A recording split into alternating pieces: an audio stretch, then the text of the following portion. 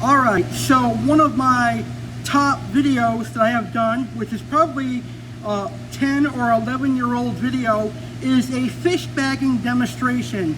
That video from 10 or 11 years ago has over 12,000 views, and it was filmed by tropical fish store owner Dave from School of Fish Inc. in Massachusetts.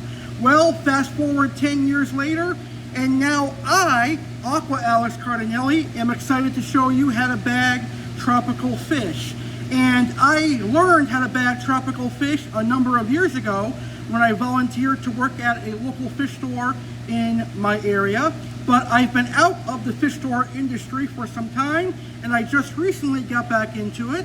And I had to learn or relearn how to bag fish properly, but now I can confidently say I have that skill back under my belt. And luckily, I learned how to bag properly from a good friend of mine and a co-worker of mine who just happens to work here at Tank Smart, and his name is Frankie.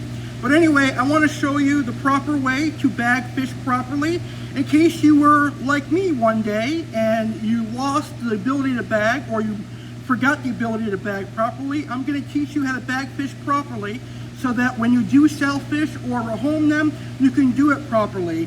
Now, when I was first taught about bagging fish, I was taught that the right amount of air to water is proper. So this is probably the perfect amount of water for bagging. So you want about 50% air and 50% water.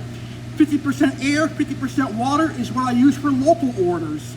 So local orders would be customers that come into the fish store and purchase a fish. However, if I am shipping fish, then I'm going to want to do 60% air and 40% water. So that means I would do a little bit less water in this bag. But since today we're only doing a demonstration, there's no live fish in here. So I'm going to do 50-50.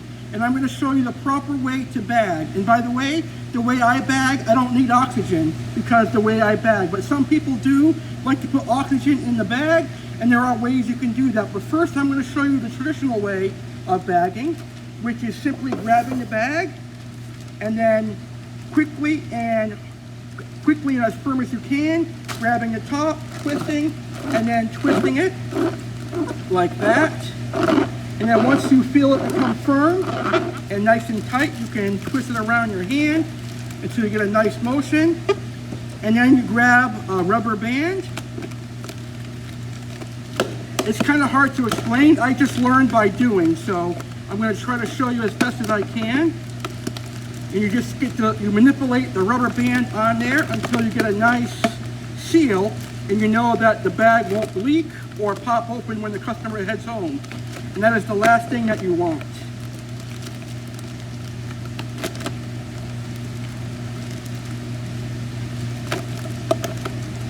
I always like to double make sure that it won't pop open. So there you have it. That is perfect, and that is good. And now, a fish like this can last in this bag for at least 10 hours or so. So you can definitely ship a fish like this. And as you can see, it is properly bagged. It's not going to leak water, and the fish are going to be great. Now, obviously, for fish like plecos, cichlids, or anything with spikes like a fox-faced rabbitfish, you're definitely going to want to double bag to make sure that they don't puncture a hole. And now you know how to properly bag a fish. Thank you for watching me, Aqua Alex, demonstrate how to bag a fish. This bag of fish cost $59.99. No, I'm just kidding. But anyway, thank you for watching me show you how to bag fish properly.